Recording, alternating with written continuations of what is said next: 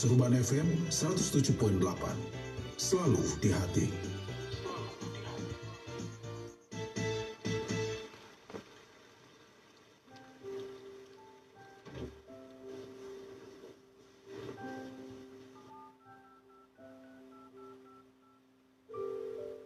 Han, kamu lagi ngapain kok kelihatan suntuk banget? Iya nih, aku itu lagi pengen dengerin musik di handphone, tapi kuotaku itu habis. Gimana dong? Ya udahlah, nggak usah pusing-pusing, langsung aja dengerin Radio Surban. Di situ kamu bisa mendengarkan lagu favorit kamu. Selain itu, kamu juga bisa memperoleh informasi dan kajian-kajian yang bisa mengisi hari-hari kamu. Saran yang bagus banget nih. Oke deh, makasih. Yuhu! 107.8 Serban FM. Serban FM 107.8, selalu di hati.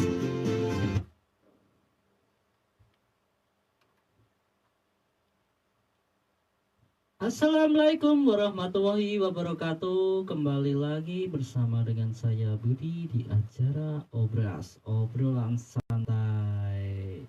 Nah, Sobat Surban, bagaimana nih kabarnya hari Selasa, Sobat Surban? Yang tentunya kita tetap semangat ya di dalam sebuah kegiatan ya. Apapun kegiatan kita harus tetap semangat. Dan kita harus satu, yang utama adalah jaga kesehatan. Kalau kita lagi wabah COVID-19 ini ya taati protokol kesehatan aja. Yang penting pakai masker dan cuci tangan sebelum makan ya. Budayakan hidup bersih, Sobat Surban. Nah, terus walaupun sesibuk apapun kita dalam kegiatan, apapun yang kita dalam kegiatan, kita harus selalu mendengarkan setia di radio kami, di Radio Surban. Channelnya adalah 107.8. Dan moto kita adalah selalu di hati. Radio Surban selalu di hati. Itu ya. Jadi semboyan kita itu ya. Nanti diingat-ingat buat fans-fans Sobat Surban, kalau ada suatu pertanyaan di dalam event-event tertentu, kita harus menjawab Radio Surban selalu di hati. Gitu ya Sobat Surban ya, itu. Nah, ngomongin hari Selasa nih, banyak ya, memang mungkin di hari Selasa memang banyak aktivitas. Terutama kalau di daerah Budi itu biasanya ada Torikoh ya setiap hari Selasa. Itu Torikoh, ada apa itu ya? Ya, tapi kan Budi ya juga nggak pernah ikut ya, soalnya kan Budi juga sibuk kegiatan yang lain, jadi nggak bisa ikut itu. Kalau Sobat Surban semuanya, kalau hari Selasa tuh apa yang kalian lakukan sih? Nah, ya menurut Budi mungkin ada yang lagi sibuk belajar, ada yang tes ya ini ya. Kebetulan ini anak SD di jenjang pendidikan SD terutama, tapi bukan SD ya, tingkatnya tingkat MI dan sederajatnya itu TK juga. Ini sebagian udah mengikuti tes akhir bulan ya, akhir tahun ya. Berarti ini tesnya ini adalah sebuah kenaikan kelas.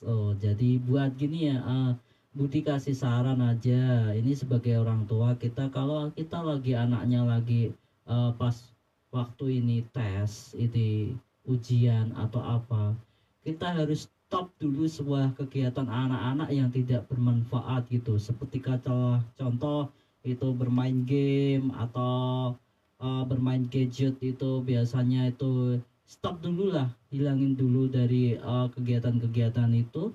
Mari kita sebagai orang tua tuh mengarahkan anaknya gimana biar bisa dapat nilai baik. Itu caranya gimana lah, kita tuh sebagai orang tua kita harus membimbing anak kita. Gimana caranya? Kita tuh harus mendidik anak kita ke banyak kegiatan yang bermanfaat, seperti kalau contoh itu sebuah pendidikan. Itu kalau sebuah pendidikan, kalau kita cuma mengajarkan pelajaran aja, mungkin anak itu sebagian akan bosan ya. Biasanya Sobat Surban, kalau menurut Budi ya, ini menurut Budi ya, ini kayaknya tuh kalau kita mengajarnya cuma monoton, kita pakai suatu tata cara di buku itu kita akan monoton tuh, kalau akan membosankan. Biar anak tertarik kepada kita sebagai orang tua, biar anak tuh giat belajar tuh gimana ya? Oh, Budi kasih tahu ini caranya. Budi itu pernah diajarkan ini ke orang tua Budi ya. Sebenarnya bukan orang tua Budi, tapi orang tua Budi kan udah gak ada ya waktu kecil ya. Tapi ini kebetulan om saya. Itu kebetulan juga dulu waktu kuliah ya. Beliau juga kuliah di hukum. Kebetulan dia juga tahu kondisi anak kalau tidak punya orang tua dan gimana hasilnya nanti. Akhirnya om saya tuh mendidik saya dari SD sampai dewasa tuh. Dia dididik tuh dengan cara belajar dengan giat. Gimana? Kita belajar sambil bermain Sobat Surban. Jadi waktu itu kita kecil di SD elementary school, kalau di luar negeri itu namanya adalah atau yang disebut TK juga tuh. Kalau kita sistem pembelajarannya di waktu TK sama SD, kita tuh bukan mayoritas tuh orang kalau cuma mendidiknya tuh dengan apa ya, nggak lucu gitu loh. Kayak anak tuh tidak akan tertarik ya kalau kita mendidiknya dengan suatu kegiatan-kegiatan yang lucu. Mungkin kita ajak bercanda, mungkin anak itu akan tertarik kepada kita. Itu makanya seperti kalian contoh itu om saya tuh ngajarkan bahwa bukan pelajaran aja, melainkan kadang sering diajarkan cerita gitu. Kita belajar sambil cerita gitu, kita belajar sambil cerita. Jadi sebagai saya umpamanya sebagai orang tua nih, kita jadi anak ya, sebagai anak tuh akan merasa tertarik ya, dia akan motivasi belajar tuh ada. Kalau kita cuma sistem pembelajarannya adalah monoton, kita cuma ini kamu jawab ini, kamu kasih pertanyaan gini, bukan menyinggung soal guru ya. Guru zaman sekarang memang banyak yang gitu ya, beda dengan guru-guru yang dulu. Memang ini bukan menyinggung tentang guru aja. Ini memang budaya kita tuh sudah hilang ya sekarang ya. Suatu etos guru kerja tuh sekarang udah hilang. Kenapa? Budi bilang kenapa hilang? Karena tidak seperti yang dulu. Kalau guru yang dulu tuh adalah mengajarkan tuh menerangkan ya, sambil menerangkan dulu, enggak langsung masuk sekolah itu langsung anak-anak kerjakan soal ini, enggak. Itu waktu dulu memang Budi udah pernah sekolah, jadi udah tahu ya kegiatan guru zaman dahulu memang dididik kalau belum mengajar anaknya belum dapat keluar di area sekolah. Jadi biar peraturannya gitu, biar guru tuh supaya tahu kegiatan dia tuh apa gitu.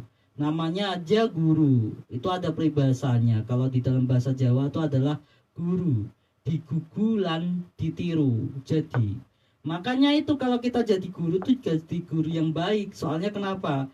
Kalau jadi guru adalah digugulan ditiru. Kalau kita jadi guru yang tidak baik, pasti murid-murid kita akan menyontoh yang tidak baik juga. Makanya itu, kalau kita jadi guru seenaknya, pasti murid-muridnya di bawahnya nanti akan seperti seenaknya ya, seperti budaya Indonesia zaman sekarang ini ya. Budaya jam karet itu ada ya, banyak lah yang tentang menyinggung soal etos kerja di Indonesia ini yang perlu nganu. Mungkin ada contoh juga ini sekedar share aja. Kemungkinan besar ada yang di daerah-daerah tertentu nih kemungkinan ini yang lagi viral ya, soalnya lagi COVID-19. Jadi viralnya tuh adalah vaksin ya. Banyak kok orang-orang tentang mengeluh ya. Saya dengerin di Infomedia bahwa banyak orang mengeluh bahwa suatu antrian vaksin tuh semakin banyak. Kenapa kok nggak sampai selesai? Lah itulah yang jadi faktornya. Kalau Budi survei itu dapat berita kemarin, ini berita nyata ya, tapi bukan berita hoax ya ini ya. Budi berita nyata tapi bukan berita hoax. Ini berita nyatanya adalah memang ada seseorang tuh yang lagi vaksin, dia disuntik ya, akhirnya disuntik ya. Disuntik satu. Tapi sebelum disuntik dia antrian dulu, tapi antriannya lama, friend. Gini ya, yang jadi Sobat Surban jadi pertanyaan ini kenapa?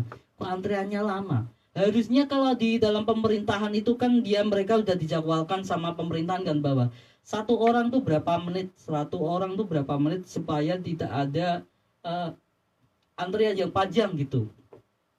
Tapi kenapa mereka kok melanggar peraturan ya gitu ya, seenaknya ya. Nah, ini aja juga berita juga, soalnya dia juga mengeluhkan bahwa faktornya kenapa sehabis disuntik tuh ternyata itu yang menyuntik itu mungkin itu dari bidan atau kedokteran mana, itu dia habis nyuntik satu orang malah ngobrol sama temennya yang satu.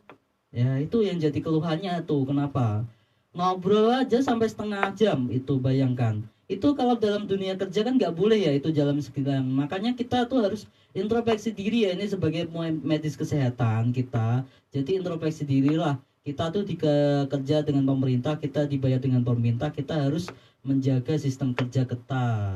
Itu coba kalau ada orang yang nekat laporin kalian tuh, nanti kalian akan kena pasal loh, Sobat Surban. Makanya kalian tuh harus selalu naati peraturan pemerintah aja. Yang penting tuh kalian digaji pemerintah, ya harusnya bekerja dengan giat gitu loh. Ini buat instansi pemerintah juga, yaitu harusnya gitu. Kalau Budi kasih saran aja share ini buat kebaikan seluruh dunia, biar seluruh Indonesia aja, biar Indonesia tuh semakin maju. Kalau orang-orang kita selalu budaya jam karet, kita tidak akan maju, Sobat Surban. Jadi itu seperti kan contoh itu, dan itu sebagai pembelajaran buat di Indonesia zaman sekarang ini. Nah, sebelum kita ke segmen, Budi ada sebuah lagu ya. Ini ada sebuah lagu yang dari koleksi Budi. Oke, ini ada, langsung aja kita puterin dari koleksi Budi, yaitu Radio Surban 107.8 FM. Selalu di hati saat mendengarkan.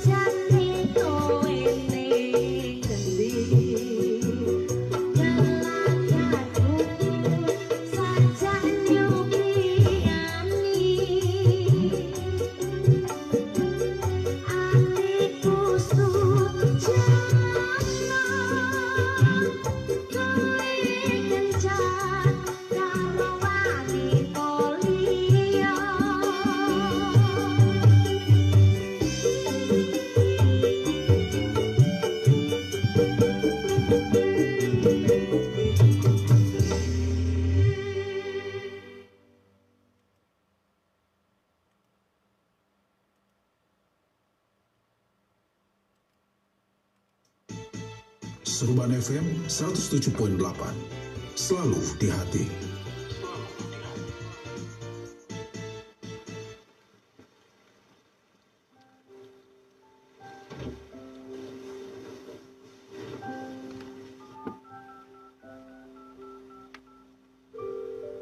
Han, kamu lagi ngapain kok kelihatan suntuk banget? Iya nih, aku itu lagi dengerin musik di handphone, tapi kalau aku itu gimana dong? Ya udahlah, nggak usah pusing-pusing, langsung aja dengerin Radio Surban. Di situ kamu bisa mendengarkan lagu favorit kamu. Selain itu, kamu juga bisa memperoleh informasi dan kajian-kajian yang bisa mengisi hari-hari kamu. Saran yang bagus banget nih. Oke deh, makasih. Yuhu! 107.8 Surban FM.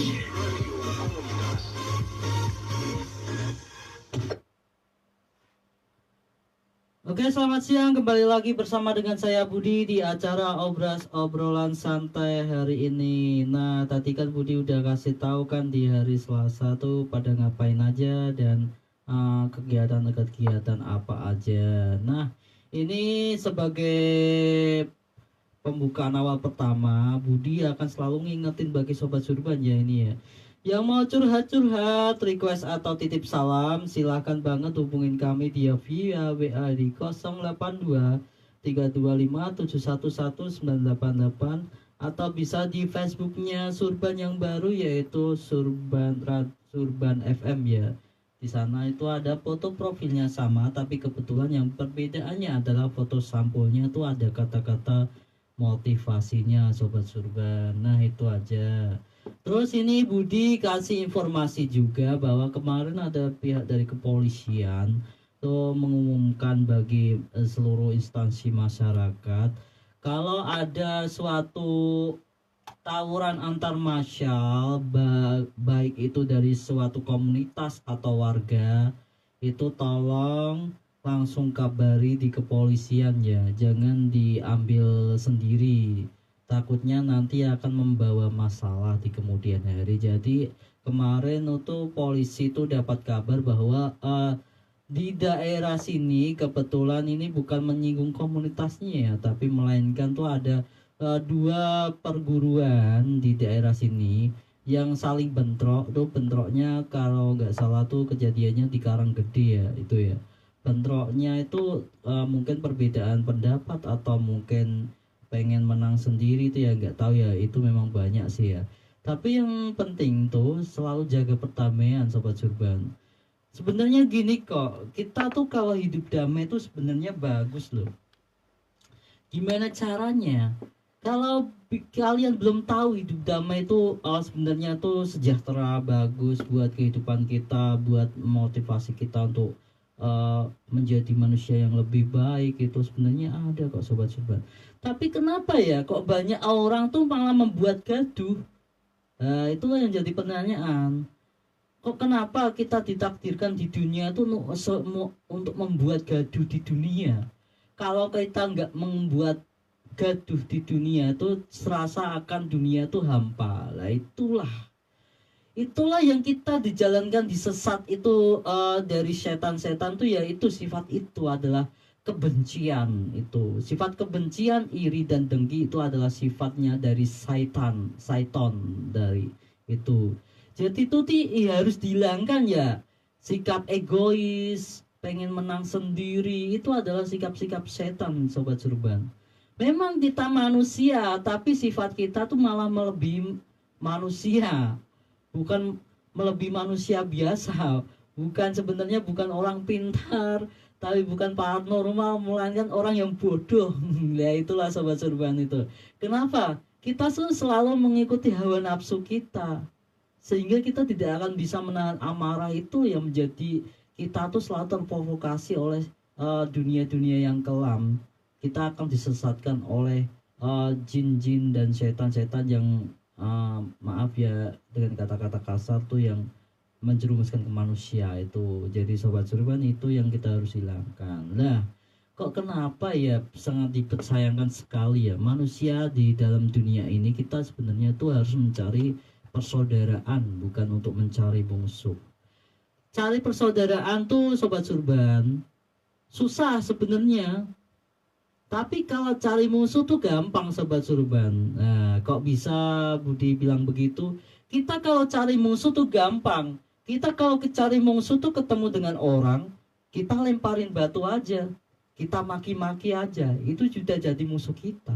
Tapi kalau kita mengajak dia untuk berkawan, untuk bersatu dengan kita, sulitnya minta ampun bahwa kita selalu hidup damai, bahwa mereka tuh nggak akan mau menerima kita. Nah itulah yang jadi perbedaannya. Itu sudah istilahnya udah ditakdirkan dari zaman Rasulullah dulu ya, dari nabi-nabi juga ya.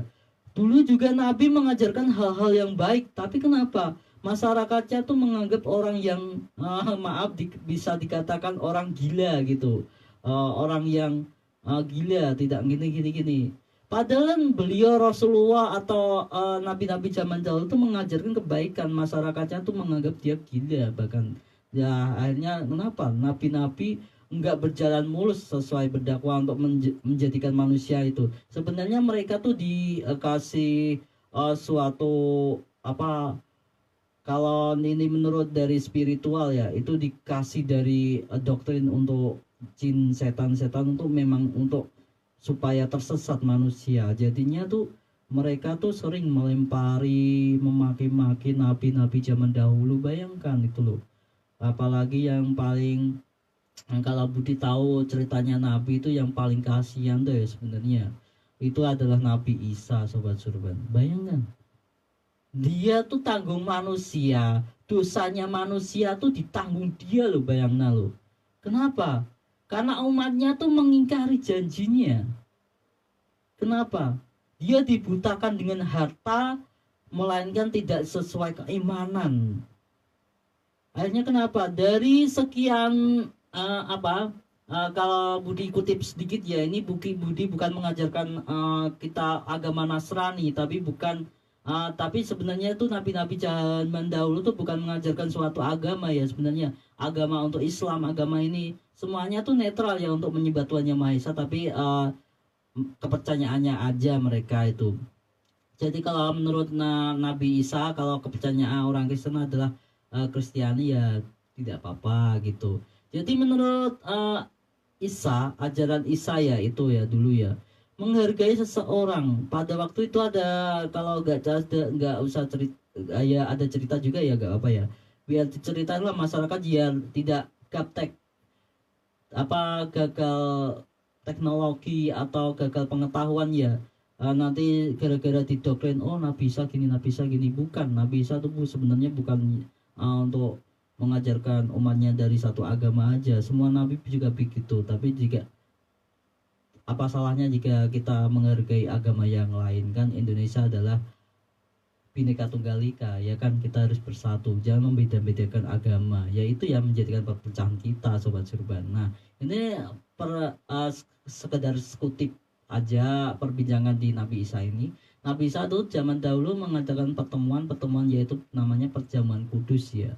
Beliau tuh ya namanya nabi kan pastinya punya karunia, punya tuh ya gambaran bahwa dia dikasih Tuhan Yang Maha Esa ya.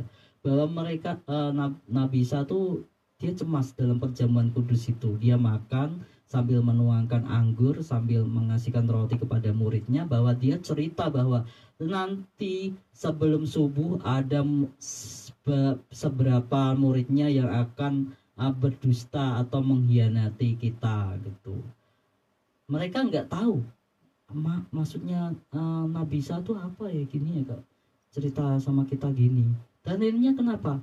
Beneran itu pada waktu zaman dahulu Nabi Isa tuh ada imam-imam bayaran ya, yang nggak tahu itu yang bayar siapa, suruh minta Raja Herodes atau apa, dia nggak mau. Akhirnya dia turun sendiri, dia interogasi diri mencari Nabi Isa. Akhirnya kenapa? Ketemu sama yang namanya Yudas ya kayaknya ya, itu yang namanya Yudas tuh ya kayaknya ya. Yudas akhirnya ditanya sama panglima-panglima bayaran itu, imam-imam bayaran itu. Akhirnya dia mengaku bahwa dia kenal Nabi Isa, dan akhirnya dia tahu persembunyiannya. Dan akhirnya apa? Nabi Isa ditahan. ditahan menanggung beban manusia, bahwa dia akhirnya disalib ya, itu akhirnya disalib. Tapi sebenarnya tuh Nabi Isa bukan meninggal, tapi di ini di ada ini ada ya, di bukan di ajaran Kristiani aja, tapi melainkan di Alkitab, di Al-Qur'an aja dijelaskan bahwa Nabi Isa tuh bukan meninggal, melainkan diangkat ya. Pada suatu saat Nabi Isa tuh akan bangkit kembali dan mempertanyakan apa kesalahan manusia zaman dahulu itu ya benar ya itu. Jadi Nabi Isa tuh dari sekian nabi itu nabi yang paling kasihan sendiri sobat Surban. Dia menanggung beban berat manusia tuh sampai dia disalib, bayangkan itu akhirnya. Tapi yang disalib tuh akhirnya ditukar dengan orang lain, tapi ya masih rohnya tubuhnya tuh masih tubuhnya Nabi Isa, tapi rohnya udah diambil sama yang kuasa. Itu kalau ceritanya itu akhirnya Nabi Isa tuh bangkit kembali. Itu yang menjadi kita untuk introspeksi diri. Berarti kita tuh di dalam suatu komunitas atau di dalam suatu kemasyarakatan, kita tuh harus cinta damai sobat Surban.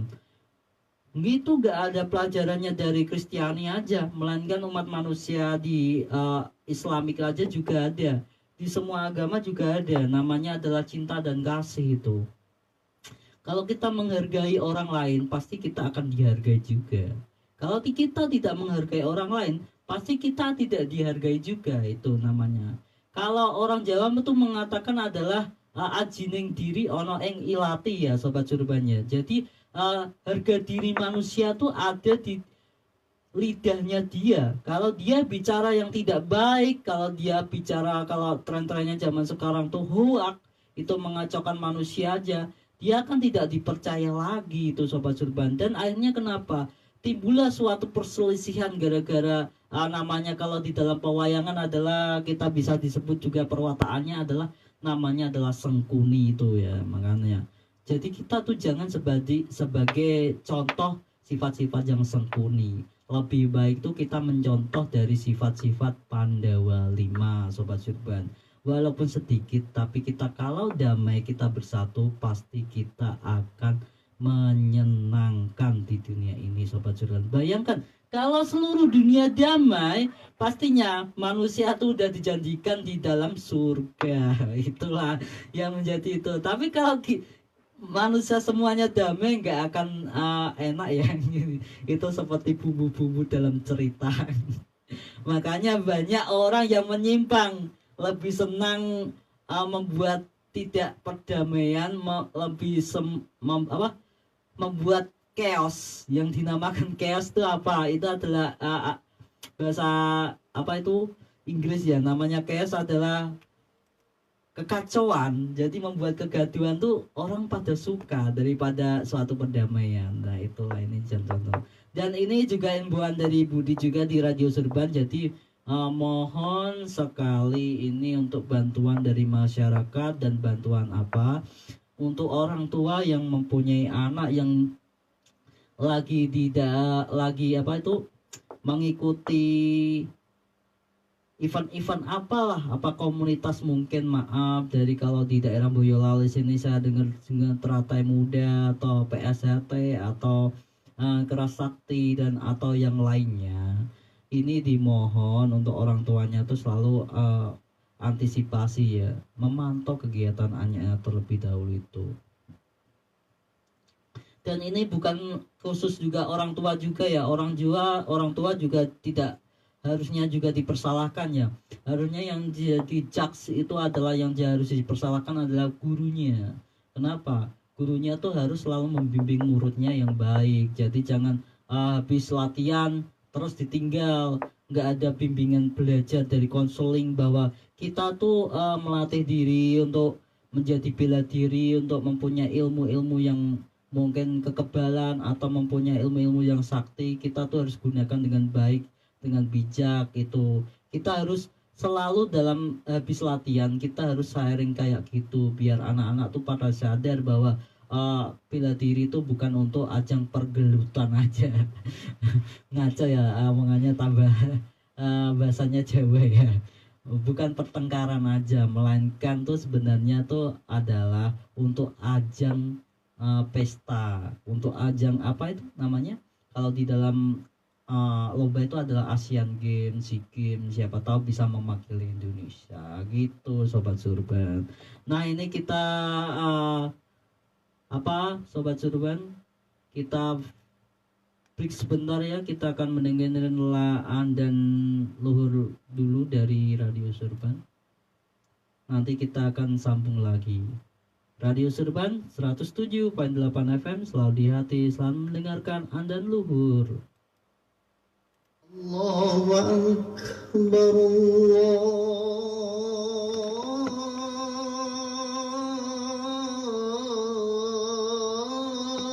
Akbar,